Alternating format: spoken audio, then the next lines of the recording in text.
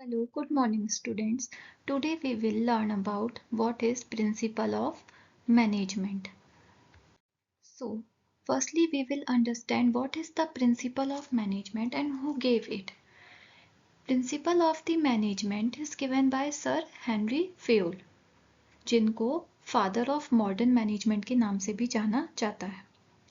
उन्होंने ये प्रिंसिपल्स दिए थे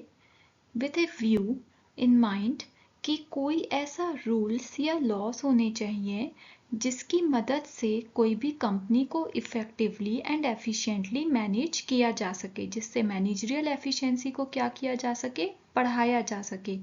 जिससे डिसीजन मेकिंग में हेल्प हो, एम्प्लॉयज़ की रेन्यूमरेशन सेट करने में हेल्प हो, वर्किंग से रिलेटेड कोई भी डिसीजन हो उसमें हेल्प हो।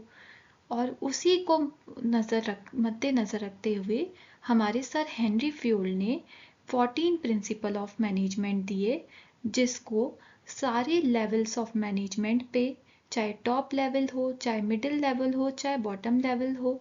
चाहे कोई भी डिपार्टमेंट हो, हर जगह पे अप्लाई किया जा सके। ये यूनिवर्सल प्रिंसिपल ऑफ मैनेजमेंट आज की डेट पे भी किसी भी मैनेजमेंट को अच्छे ढंग से ऑर्गेनाइज करने के लिए और रेगुलेट करने के लिए यूज़ किए जाते हैं, ताकि किसी भी कंपनी के मैनेजमेंट को इंटरनल एक्टिविटीज़ को बेटर वे में, मोर एफिशिएंट वे में ऑर्गेनाइज किया जा सके। सो हमारा पास 14 प्रिंसिपल्स ऑफ मैनेजमेंट हैं और हमारा फर्स्ट प्रिंसिपल ऑफ मैनेजमेंट है division of labour. Division of labour, जैसे कि आप इसके नाम से ही समझ सकते हैं, division of work. Division of the work और लेबर मीन्स किसी भी काम को अगर हम स्मॉलर पार्ट्स में डिवाइड करके और फिर उसको अगर हम अपने एम्प्लॉयज़ को असाइन करेंगे तो वो वर्क ज़्यादा प्रोडक्टिविटी और एफिशिएंसी के साथ किया जा सकता है,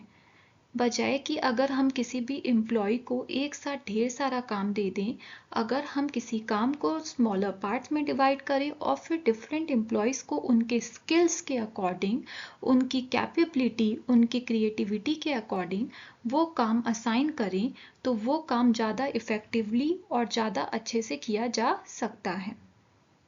इससे क्या होगा, क्वालिटी ऑफ वर्क जो है वो क्या हो जाएगी, इम्प्रूव हो जाएगी। जब कोई भी एम्प्लॉय जिसको एक पर्टिकुलर वर्क या पर्टिकुलर ड्यूटी असाइन कर दी जाएगी, वो ही काम जब वो अगेन एंड अगेन करेगा तो उसका उस काम में स्पेशलाइजेशन इंक्रीज हो जाएगा, जिससे हमारे काम की जो वो क्वालिटी है वो इंक्रीज होगी और उस पे जो लग रहा समय है वो भी क्या हो जाएगा, कम होता जाएगा, क्योंकि वो जब उस काम को करने में स्पेशलाइज्ड हो जाएगा तो टाइम स्पेंड क्या हो जाएगा, रिड्यूस हो जाएगा और क्वालिटी ऑफ वर्क भी इंक्रीज हो जाएगी। इसलिए डिवीजन ऑफ वर्क के अकॉर्डिंग अगर हमको कोई भी वर्क किसी को असाइन करना तो हम क्या करेंगे, मैनेजमेंट पहले सारे काम को डिवाइड करेगा और हर एम्प्लॉयज़ को एक पर्टिकुलर रोल असाइन करेगा और इस वे में वो काम करवाएगा। जैसे अगर हम एग्जांपल लें किसी स्कूल का,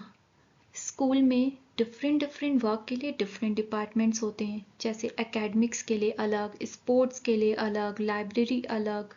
एंड फूड एंड बेवरेजेस के लिए अलग। तो उससे क्या होगा, जब अलग अलग वर्क को अलग अलग डिपार्टमेंट में हमने डिवाइड कर दिया और हर एम्प्लॉय जो उसमें स्पेशलाइज्ड है उसको वो वर्क असाइन कर दिया उस डिपार्टमेंट में, तो इससे हमारा काम ज़्यादा क्रिएटिविटी, ज़्यादा प्रोडक्टिविटी और ज़्यादा क्वालिटी के साथ हो सकता है। Thank you.